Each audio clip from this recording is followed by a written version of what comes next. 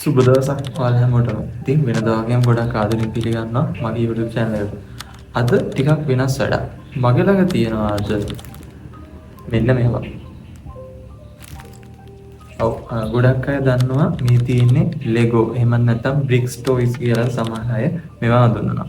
ඉතින් මේ Lego toys කියලා කියන්නේ නිකම්ම ප්ලාස්ටික් කෑලි වගේක් නෙවෙයි.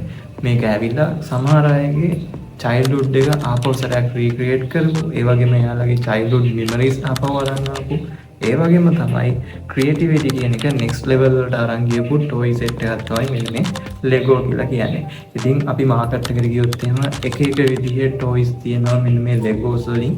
ඉතින් මම කොහොම හරි නුවර යද්දී අහම්බෙන් හම්බුණා ෂොප් එකක තියෙනවා මෙන්න මේ ටොයිස් සෙට් එක. එහෙනම් අද අපි අන්බොක්ස් කරලා බලමු මෙන්න මේ Legos toy set එක. ඔයාලට පේනවා ඇති මං ගාව Lego පැකට් ගොඩක් තියෙනවා. ඉතින් යමු අපි වීඩියෝ එකට. ඒ වගේම තමයි මම මතක් කරන්න ඕනේ මගේ channel එක දැන් පළවෙනි subscribersලා 18 යන ගමනේ අවසාන අඩියේ ඉන්නේ. ඉතින් තවත් පරක් වෙන්න එපා. ඔයාලගෙන් ආදරෙන් ඉල්ලනවා මගේ channel එක subscribe කරන්න. ඒ වගේමයි Lego toys වලට පිස්සුවටලා ඉන්න ඔයාගේ යාළුවන්ටත් මේ වීඩියෝ එක share කරන්න අමතක කරන්න එපා. එහෙනම් අපි යමු වීඩියෝ එකට.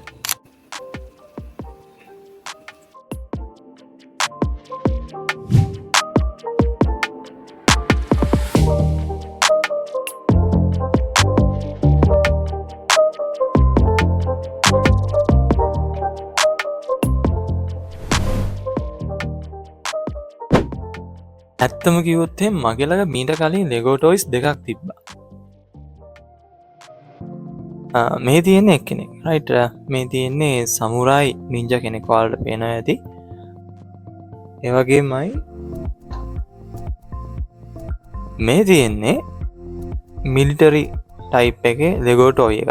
ඊට පස්සේ තමයි මට මේ ළඟදී නුවර ඇවිදිනකොට අර Lego set එක හම්බුනේ. එහෙනම් අපි එතනින් එකින් එක open කරලා බලමු මොනවද තියෙන්නේ කියලා. මේ toy set එකේ තියෙනවා type දෙකක්. ඒ කියන්නේ එකක් තියෙනවා Battlefield එකේ toy set එකක්. ඊට පස්සේ ආයෙ තියෙනවා Ben 10 කියලා cover එකක් තියෙන toy set එකක්. මම දන්නේ මේක තුල මොනවද තියෙන්නේ කියලා. අපි එකින් එක open කරලා බලමු දැන්. මේක නිකම්ම නිකන් අන්බොක්සිං වීඩියෝ එකක් වෙන්නවට මම කැමති නැහැ. ඉතින් මම තීරණය කරා bricks toys එහෙම නැත්නම් Lego toys වල අතීතය ගැන ඔයාලත් එක්ක මේක අන්බොක්ස් කරන ගමන් කතා කරන්න. ඉතින් මේ Lego toys කියන සංකල්පයේ ලෝකෙ ඉන්නේ 1932. අද අපි දකින්න මේ ප්ලාස්ටික් කෑලි ඒ කාලේ පාවිච්චි කරේ wooden toys විදියට. ඉතින් මේ අයිඩියා එක මුලින්ම ඔළුවට එන්නේ ඩෙන්මාර්කයේ ඉඳපු වඩු කාර්මිකයෙක්ට කිව්වොත් ඔයා විශ්වාස කරනවද? ඔව්. එහෙම කෙනෙක්ට තමයි මේ අයිඩියා එක මුලින්ම එන්නේ. ඉතින් 1932 කුඩා කම්පැනි එකක් විදිහට තමයි මෙන්න මේ Lego කම්පැනි එක ලෝකෙට නිර්මාණය වෙන්නේ.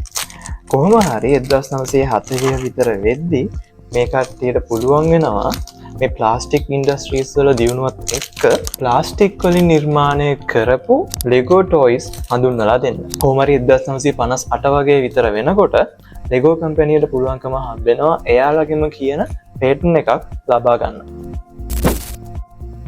ඔයාලත් එක්ක කතා කරන ගමන් මම පළවෙනි Lego toy එක අන්බොක්ස් කරගත්තා. ඉතින් ඔයාලට පේනවා ඇති මේක එච්චර ලොකු toy එකක් නෙමෙයිනේ. Lego කියලා කියන්නේ එච්චර ලොකු toy එකක් නෙවෙයි.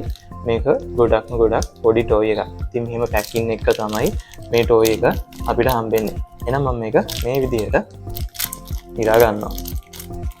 right. මේ විදිහට tiny parts ටිකක් තියෙනවා මගේ අල්ලේ දැන් ඔයාලට පේන ඇති. එහෙනම් අපි මේක එකින් එක build up කරලා බලමු. ඔයාලට මම කියන්න ඕනේ මේකේ අපිට කිසිම handout එකක් හම්බෙන්නේ නැහැ. මේක කොහොමද build කරන්නේ කියලා. ඉතින් ඔක්කොම අපේ imagination එක අනුව තමයි තීරණය වෙන්නේ මොකද්ද අන්තිමේට build up වෙන්නේ කියලා.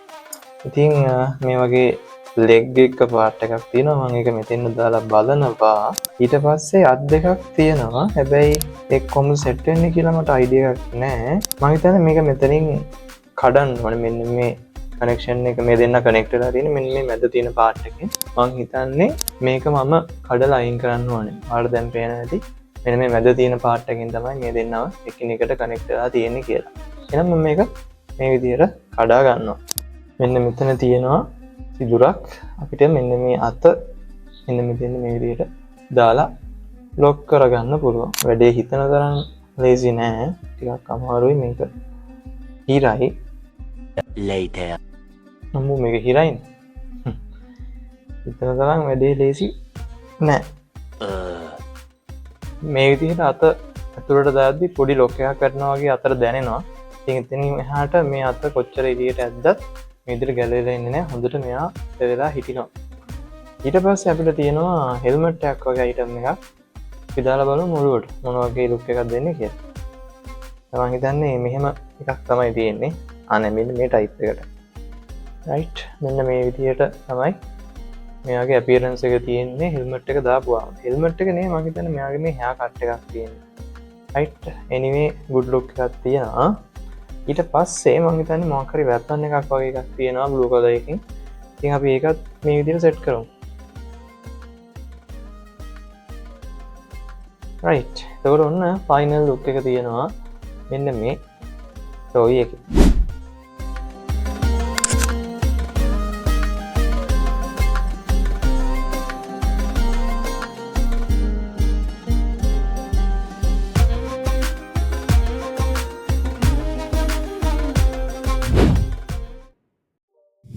අපි මෙහෙම හිතමුකෝ. දැන් අපි ෂොප් එකකට යනවා. ඊට පස්සේ අපි යනවා සාමාන්‍ය බොයිස්ලා කැමති ටොයිස් තියෙන තැනට යන්න.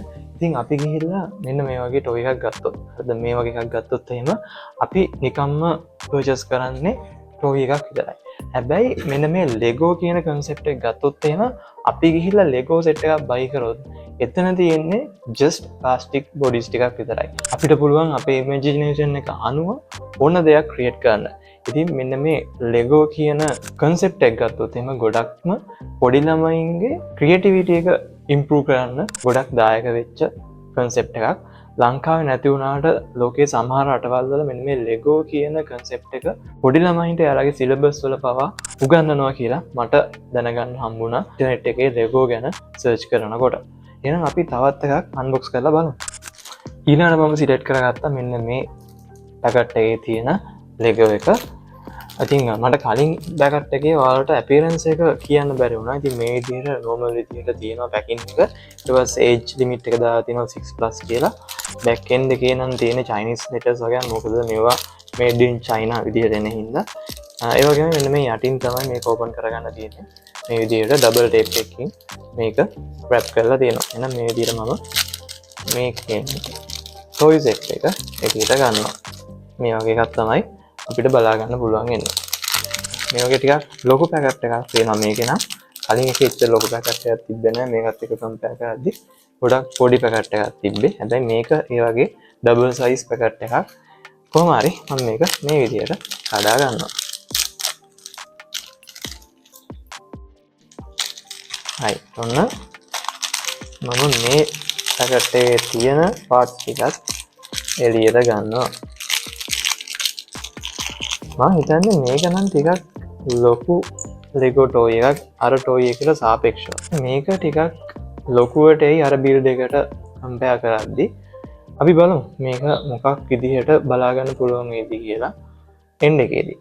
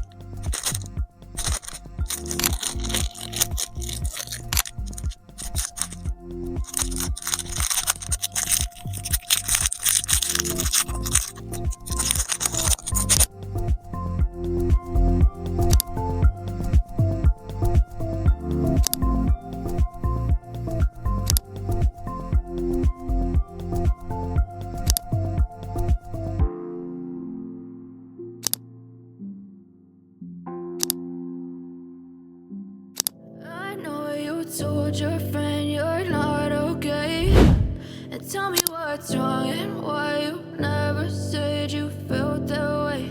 And guess you're trying to stay strong and fake a smile until I look away. But I've known you too long, it hurts to watch your blue eyes fade to gray as you fade away, as you fade away.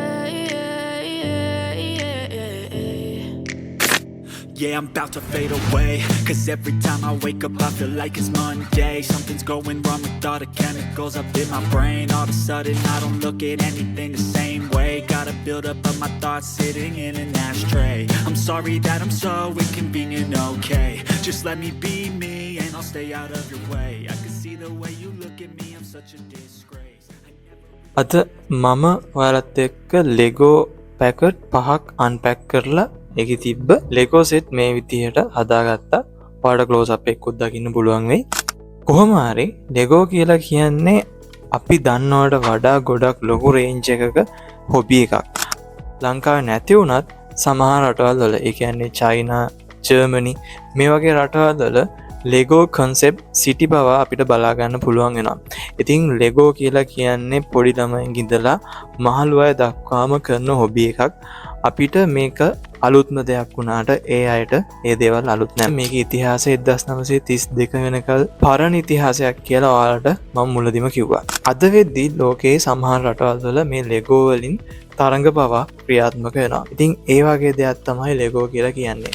මම පළවෙනියට 2014 දී තමයි Lego ගැන දැනගන්නේ ඒ Lego කියන movie එකකින්. කොහොම හරි අද වෙද්දී ලෙගෝ වලින් Star Wars, Scooby-Doo මේ වගේ ගොඩක් මූවීස් රීමේක් කරලා තියෙනවා ලෙගෝ විදියට. ඉතින් ආරාධනා කරනවා ඒවත් ඔයාලා බලන්න. මොකද අපිට තියෙන එක ජීවිතයයි. ඒකෙදී අපි ආස කරන අපි නොදන්න දේවල් අපි කරන්න ඕනේ සහ ඒ දේවල් ගැන දැනගන්න ඕනේ, ඒ දේවල් හොයන්න ඕනේ.